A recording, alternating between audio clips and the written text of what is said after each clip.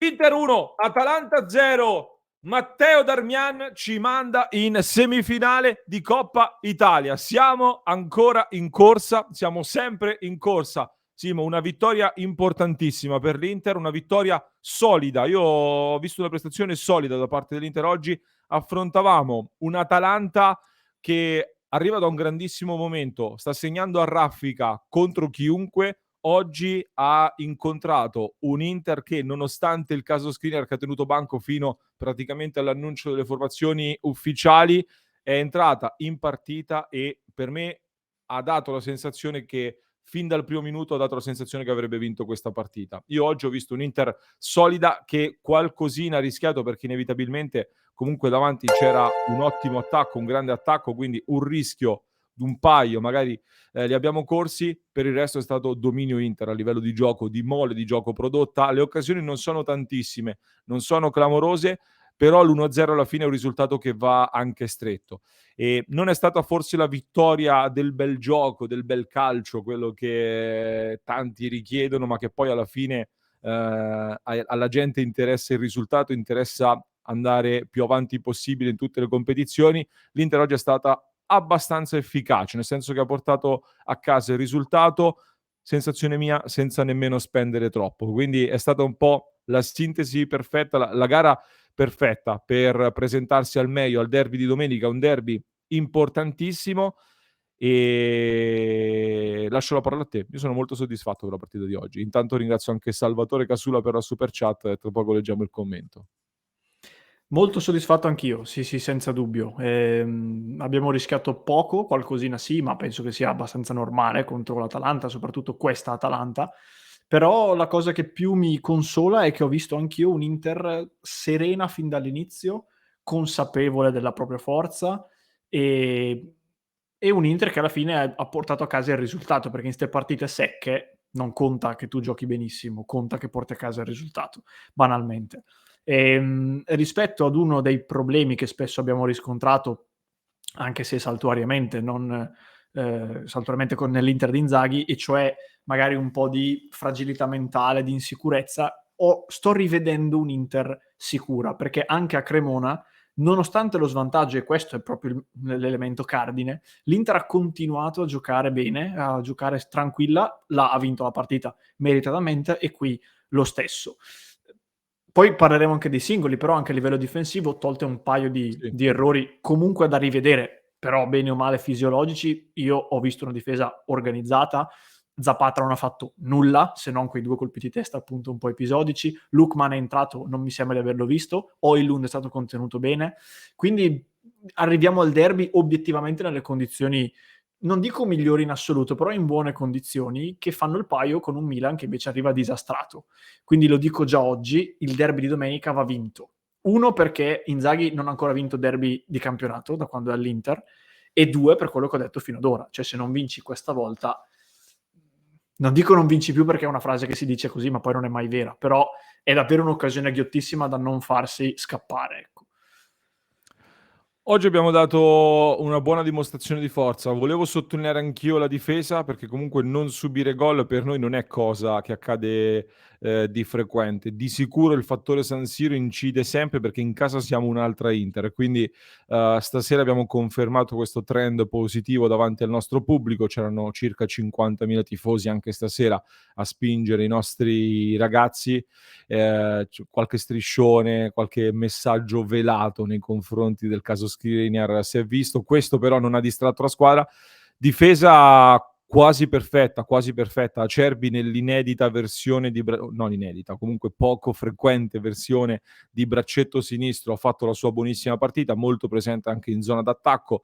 De Vrij forse è quello che rispetto agli altri qualche piccola sbavatura l'ha avuta, ma ha contenuto molto bene Zapata e anche lui ha portato a casa una buona prestazione. Darmian, nemmeno lo dico, prestazione totale oggi, veramente, che quasi ho visto durante la partita scrivere che ce ne facciamo di Skriniar, abbiamo Darmian, il nostro idolo da sempre, lo diciamo sempre, quindi ancora una volta si conferma un gran giocatore. E prima di parlare poi degli altri singoli, Simo, ti chiedo se ci fai un po' un riepilogo delle azioni per chi si fosse perso la partita.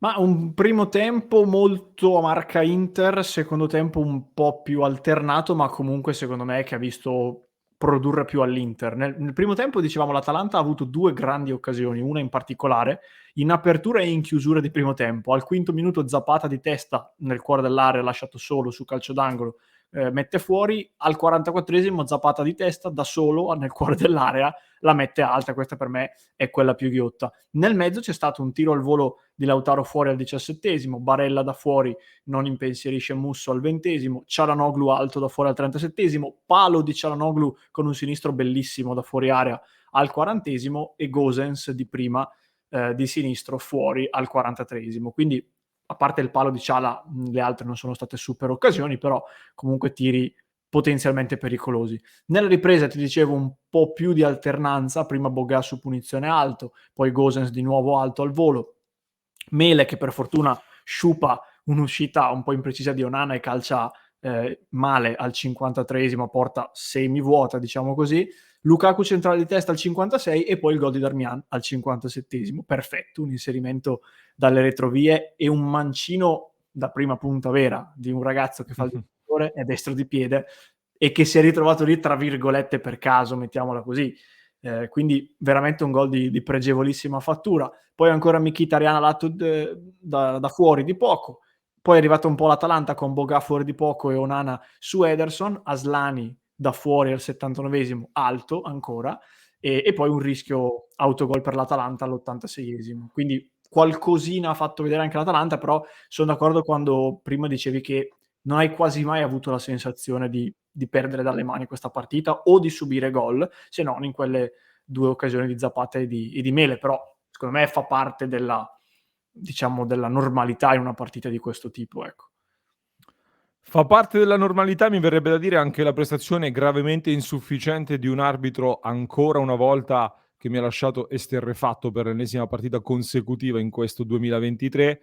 Io ripeto, dirigenti, mister, chiunque, se ci state seguendo, vi consiglio, quando perdiamo o pareggiamo, se parlate dell'arbitro, siete sempre attaccati di te, vi state attaccando all'arbitro perché non avete vinto. Adesso che stiamo vincendo, facciamo sentire per favore la nostra voce, perché è l'ennesima partita in questo 2023 dove ancora una volta l'arbitraggio è a senso unico, ovviamente contro di noi, e io sinceramente mi sto stancando di questa situazione. A parte questo, sui singoli, Salvatore scrive: solo Lukaku tiene palla così in Europa.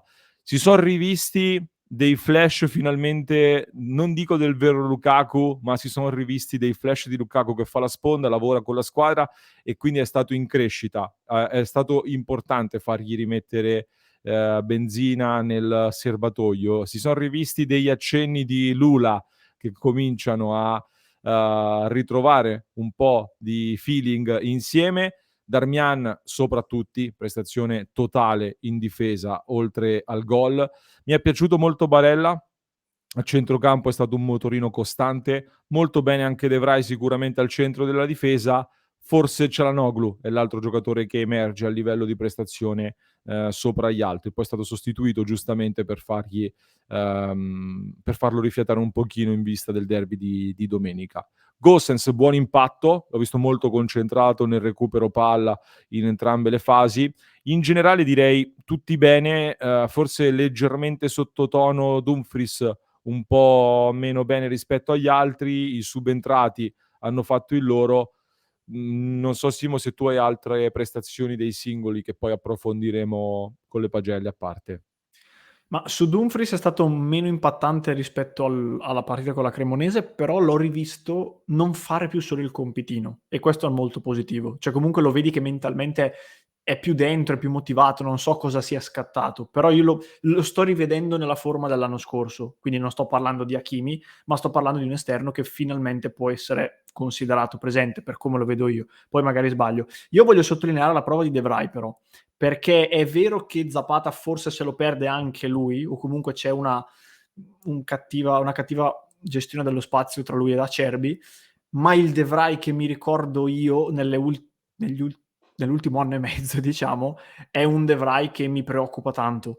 Il De Vrij di stasera è un De Vrij che ha ritrovato una certa solidità. Non è il De Vrij di Conte o comunque di qualche anno fa, però obiettivamente Zapata non ha fatto nulla, ribadisco, se non quei 2 colpi di testa lì, ma sullo scontro 1 contro 1 De Vrij lo ha contenuto benissimo. Højlund allo stesso modo non è riuscito a impensierirlo, Spero continui così, posto che Acerbi rimane il titolare secondo me, ma se De Vrij è questo, io sono un po' più tranquillo nei momenti in cui deve scendere in campo. Chiudo ricordando che l'Inter adesso affronterà la vincente dell'incrocio tra Lazio e Juventus nella semifinale di questa Coppa Italia e quindi vedremo con chi ci ritroveremo di fronte nel doppio confronto in semifinale andata e ritorno. Adesso finalmente testa al derby e andiamo a prenderci questo derby.